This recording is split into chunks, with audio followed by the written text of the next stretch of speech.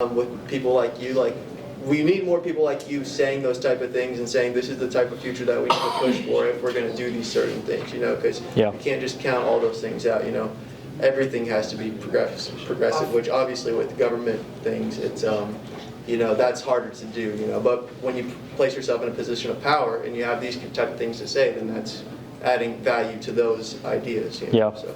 Yeah, one thing we're also kind of have as a luxury is this next generation coming into the market. They are pushing much more for quality of life. Yeah. And so a lot of even manufacturers, which are kind of one of the worst for quality of life jobs, they're kind of have to shift their gears on maybe we need to give more points, or maybe we need to give more vacation days, or maybe, we need to do longer maternity leaves. These are thoughts that are happening within manufacturers because people are not wanting to go back to work after COVID and everything. People realize, hey, we don't really have to do this. This wasn't that bad. And so it's really shifted things. Hold on one second. Yeah, I want to ask, all right, you went off on your own, right? Yep. Your own company. I know you weren't sitting there passing out flyers, you went out there and got it, but how did you go about that? You just walk with the companies and talk to them that your other companies used to work for? I can give you a better deal. Yeah. So for me, I had one of my stipulations was I had to leave all customers that I'd worked with, which was hard. But that was one of the things that was in our agreement, because I was starting a competitive company, and I would let them be aware that I was starting a competitive company. And so our agreement was just don't go after our customers. I said, okay, cool. Helped them finish a couple projects before I left, and we had that synergy there. Then for our sales, and it's still the case for our sales, we do everything pretty much through LinkedIn. Did you hear that? Through LinkedIn. Yep. We do Yep. Yeah. That's dope. So as soon as you posted something, as soon as one person hits you, they gonna tell another person, and then that person gonna tell another person. Yeah. So I just wanted to add value to that statement. They will never. I thought about this, being that I wanted to add value through automation at one point, and it's still in the back of my mind. It's something that could be realized. I haven't let it go completely. But being a person who thought of how I could improve the quality of life of a human, through automation, I realized there will always be room for human element. No matter how many robots there is, there'll always be room for human element. You can't possibly hope to have enough robots out here. iRobot, Will Smith, I don't think that'll ever be our reality. But even if it does come, it'll still be human element. Absolutely. But I didn't mean to start the argument. I just you're good. Get my opinion on that. So I remember whenever you were at the PR thing for this, you were talking about the struggles that you went through of not knowing how to do the accounting. How did you go about figuring out how to do all that stuff? All the little stuff you were talking. You remember saying that? Yep. YouTube, yeah, Google. There's just so many things. I mean, and it's, because the same things you learn in college, you can watch 100 YouTube videos and figure it out. Yeah, and a lot of the stuff is button clicking, a lot of things that are automated. So I pretty much don't touch our payroll. Our payroll's automated. We'll use QuickBooks. They have a Minute 7. So you clock into that. It automatically sends your payroll over to the QuickBooks side of things to process the payroll. All the taxes are automatically deducted. So that thing is handled now through the automation side of it. I don't have to worry about am I taking out enough taxes for each employee and having to worry about tax issues on that. This is actually one thing. I would definitely go with QuickBooks or something very similar. But I would just say QuickBooks because it's has such a good suite of tools in it. And we didn't do this until this past year. And it's kind of been a pain in the ass in reality. Because now we're trying to integrate everything into QuickBooks. And we're having to go 2 years back to put things in QuickBooks and it's taken months and months and months of time to to do that, because also you have to do it correctly, right? If you have $1,000 off and you get audited or something like that, you know, I don't know what that process is, and I really don't want to deal with it. Is there anything that you would suggest us take into consideration before starting our own business? Because you seem like you're pretty successful right now, you know? Yep.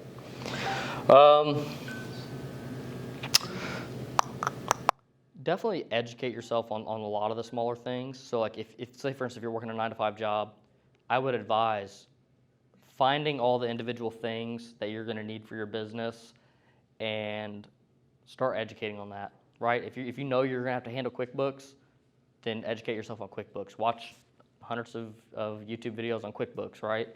And then you'll have a good understanding of QuickBooks. So that way when you go to use it, you're not trying to figure it out as you go, while you're trying to operate your company. So like this is one of the biggest stresses that comes to me is like, there's a lot of like financial things, or just things in general that I can't relieve or won't relieve because of the security risk. This year, we've had the most tasks that were of mine that were given to an employee. So now the question I ask myself is, what am I doing? Why am I doing it? Who can do this, right? And so that's how you grow a corporation is to ask yourself those questions. Become not part of the business, right? That's my goal like every day. And so like now the only things that I have to be part of is like financial things. And now it's even to the point where I just got to hit a approve button. I look at it, looks right, okay, cool, approve. Yeah, just a lot of delegation. Another big thing, this is going to be once you're a little bit bigger and have a team, is build things out as a department. Because if you build things out as a department, now you can have management structures. And management structures are huge. Like this has been one thing that's been like beautiful that's happened this year, and it's, hey Mary, why is this thing not done, right? Then Mary's going to her team. Hey Patricia, why is this thing not done? And you know, so then they're going off and handling their group of 4, 5, 6 people, how many people they have,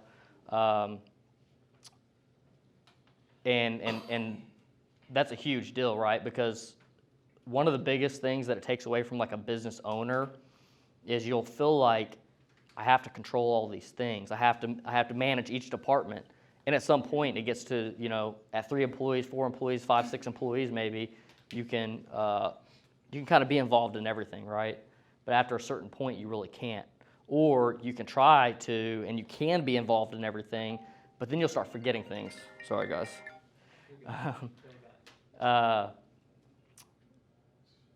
But then you'll start having the stress of now you're starting to forget this, you're starting to forget that. Oh, I just had that meeting with them people and we didn't even talk about this other thing. So like you'll basically start to drop the ball on stuff. That's what you'll start to notice. And then like if you're somebody like me where it's like almost OCD, like perfectionist and making sure that I want everything to be said that should have been said. I want every proper word to be said that's in whatever message. And you continue to drop balls, and then it becomes an issue on your like kind of your own mental health, right? Because now you're like, oh, I'm making mistakes here, I'm making mistakes there. But if you build out that management structure, then the individuals of your team start handling some of those smaller things. Gosh dang, it's different people calling me. That's one of the things I wanted to touch while you're talking or answering your phone. The pros and cons of, you know, working for someone else versus working for yourself, you know, entrepreneurship versus entrepreneurship. Look at the phone, you know, it's always on, right? And he's probably talking to customers or he's talking to, you know, employees, maybe a fire that needs to be put out. He's here with us, giving his time to us. But, I mean, talk a little, Malachi, whenever you get a chance, just what that life is like. I mean, are you 24/7? Yeah, I'm also a rare breed. That's one thing that that goes back in the audacity of me starting a company. I'm willing to do things that other people won't do.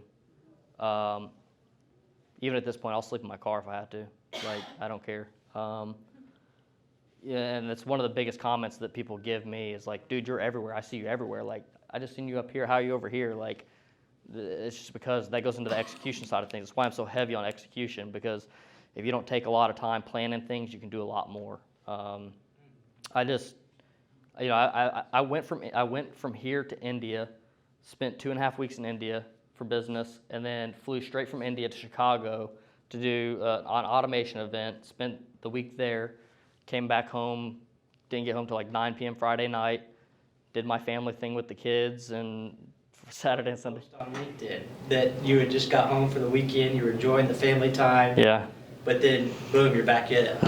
Yep. Monday, you know, and I've been away for 3.5 weeks now. So. But talk about those sacrifices too. I mean, Sure. You're trying to grow a multi-million, potentially billion-dollar business someday, and you've got young kids, but just the sacrifices. Sure. You know, so work-life balance, another something that I'm really passionate about. Everybody's work-life balance is what they want, right? And the way I always measure this and tell people to measure this, when you're 60, 70, 80, 90, and you're about to die, how are you gonna reflect on life? Are you gonna be upset about the thing? Are you gonna be like, damn, I wish I'd have spent more time with my kids? Are you gonna say, you know, I spent a decent amount with my kids, or however you're gonna say, right? But you need to think about that. But if you do think like, oh, like, wow, I am probably gonna regret that I'm not spending this much time with my kids, then you need to evaluate whether that's what you want to do, right? Because if you don't work the weekend, as long as your business is doing okay, it's not going to kill your business, right? It's just going to change your growth pattern. You'll grow a little bit slower than if you do or don't work a weekend. You have a question? Yeah, how's the atmosphere in your company? Let's go. Like the morale, like. Yeah. Everybody, I mean, it could be go. It could be go, like, it could be go, like this. Yeah, let's get this. Yeah. You know what I'm saying? Yeah. That's definitely what it's more like. I mean, we actually 9 months ago, I think we let 5 people go at one time because they didn't fit our company culture. And yeah, it was a big deal. It was a hard thing to do. One of the people was one of our first employees. We also had a security issue as well. Basically, it was like some intercommunication between employees behind the scenes. You know, basically not being for the company in a sense. And but our culture is such a big deal, and also too, like, holding on to your culture is huge of a company, because you know, this is something a little bit more personal, but when I started this company, 3 days later, the mother of my kids left. I was going to ask you, man. I'm sorry for interrupting. No, you're good. That's why I was so excited to hear you talk about the work-life balance, man, because I know how it was back then.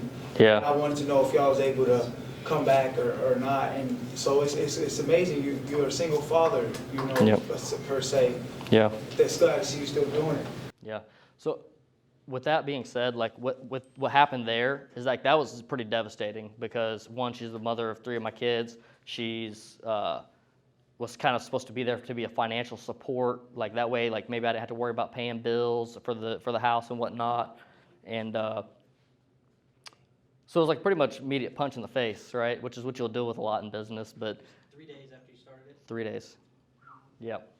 And she just left, boom, with another guy. Like, How'd you left. push through? How'd you push through? How'd you overcome it? Well, You started training hard. You started training so hard. yeah. So there's one thing that Tony Robbins says, and Anthony Robbins, and he says either change your life or change your blueprint, right? And I think I was like super stressed out for some like days or whatever, like let's just say depressed, right? And I think I was like kind of laying in bed, not wanting to wake up in the morning, and I think I was listening to Tony Robbins' thing, and he said that, and I'm like, huh. I was like, I guess I better change my blueprint because there's no going back to that. And I immediately jumped out of bed and everything. I mean, for the most part, like that was it, right? Like, if something major happens, a family member dies, like there's nothing you can do to fix it. It's there, you know. And so if you sit there and dwell on that, you're only going to dwell. It's only going to hurt you. Like, So you just gotta let it go. You gotta say, okay, now what am I gonna do? How am I gonna do this differently? I'm getting chills. Did you Hold talk on. about your MMA journey if you can? Sorry. Yeah, we've got time for maybe a couple more questions here. Yeah, we got a company, excuse me, we got a question about company, your company. Sure. The products maybe that you buy or use.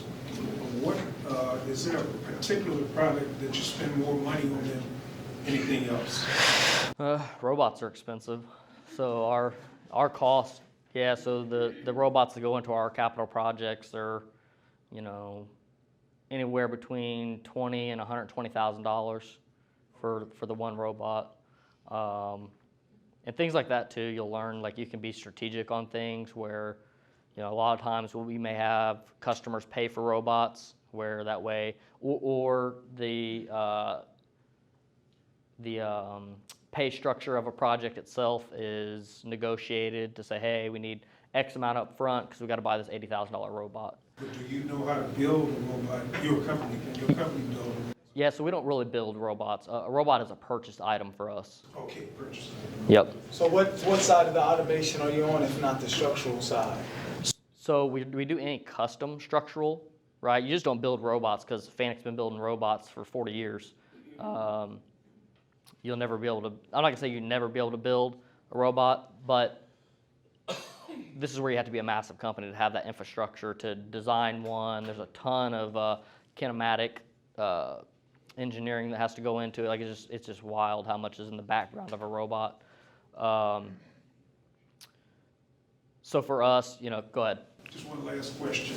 Your give back to the community is structured how? Our give back to the community, Yours or? Yeah. me personally. He's doing it right now. Yeah, I'm doing it right now. Yeah. A big part of it is we do a lot on YouTube. We try to educate engineers. So it's not really, That's getting back. yeah, it's not beneficial to our company really because we're educating engineers. So like if you're on the education side of things, they're probably not the people buying projects. We're also, either this week, two to 3 weeks from now, something like that, we're going to be launching a podcast. It's going to be on our primary YouTube channel, but the podcast is called The Manufacturing Come Up, and the premise of that podcast is individuals who have got to wherever they're at in their career, right?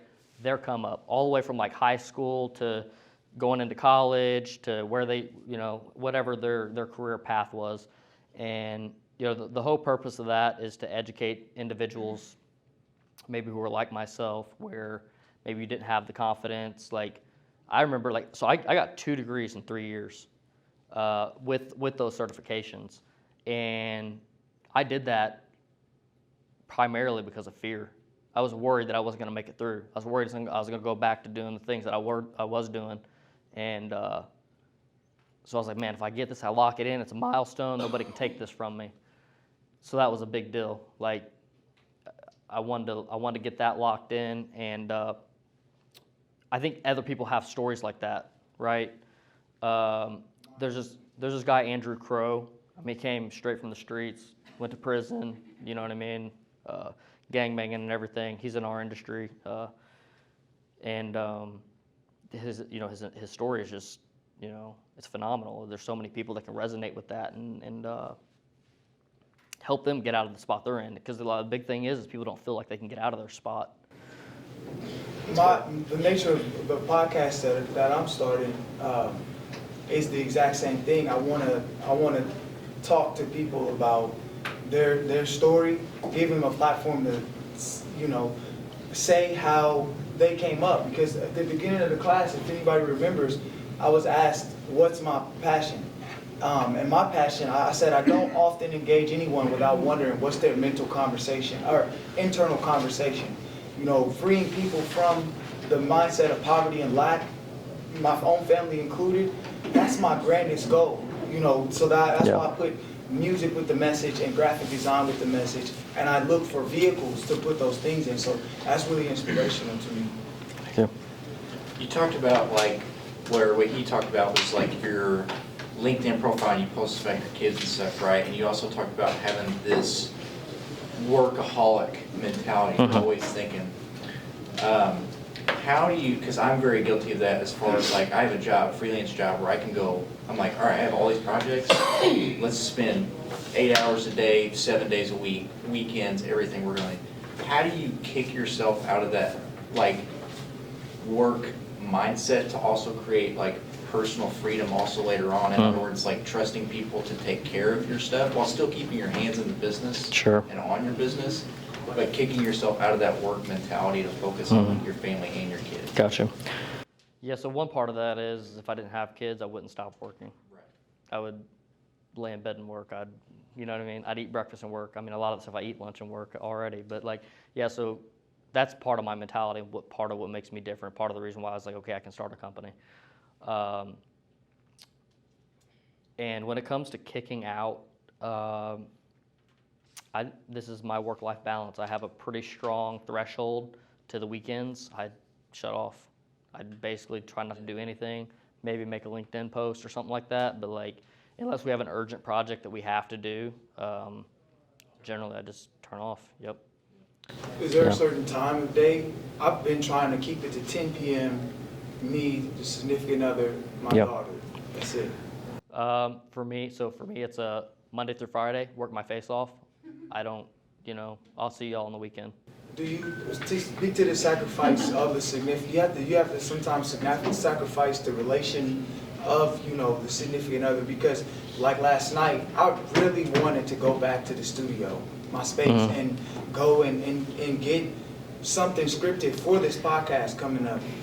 Get something done.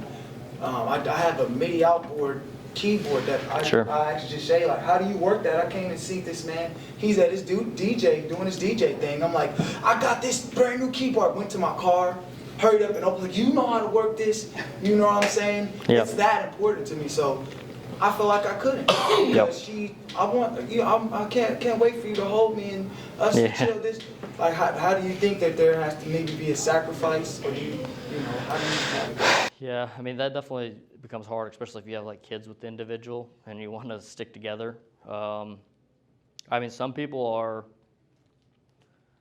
much more extreme in that, like, whereas like, I don't know that, like, say for instance, if me and the mom of my kids, if we were together, if she didn't leave the way she did, I still don't know that we would stay together. I don't know that she would match who I am. And that's a big thing.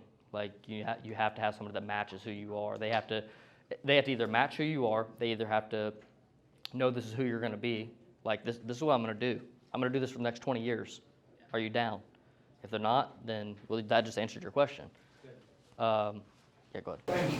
Well, wait, and we have time for one last question. That was a perfect answer, by the way. Thank you. One last question. Anybody have any questions? Say for example, here in Evansville, maybe even Indiana, Tri-State, Tri-Region, whatever, Tri-County, of the number of companies that do this type of job you do, what do you figure your rank is? Just say you got 20 companies in an area, how do you figure your rank? Like size-wise, or like what ranking? Market share, sales. Yeah, maybe market share. I don't understand what's market share. Whichever you want to say. So one big thing, system integration being project-based, a lot of the companies that do what we do are nationwide, they're global. So we're not competing necessarily with the direct area. We actually have way more customers outside the area than we do in the area. So we're already, I'll say a nationwide company. I think we've done projects in 10 states as of now. I mean, as far as like, if you want to go to that scale of market, we're probably 0.5% of market, Well, yeah, but like you said, you didn't really focus on Evansville because, as you said, the outside presence. Yep. Yeah, so like a lot of that will change too, based on like just your general area, because Evansville actually has quite a bit of companies that do what we do. And that's because like 50 years ago, there was a company called Innova, and Innova basically split into not multiple different companies. People left that company and started at other companies. Innova was then bought by PIA. Am I saying Innova? Maybe Innova's not right. Maybe that's not the right name. But point being is, it was an automation company. It was an automation company. It was a few people left from that automation company. They started their own automation companies. It was then bought by a company called PIA, which is a massive company. They're a global company. So like with that being said, like them being bought immediately changed like the market share of like our area, right? Because you had this little small shop that was being operated to now they just got bought by a global company.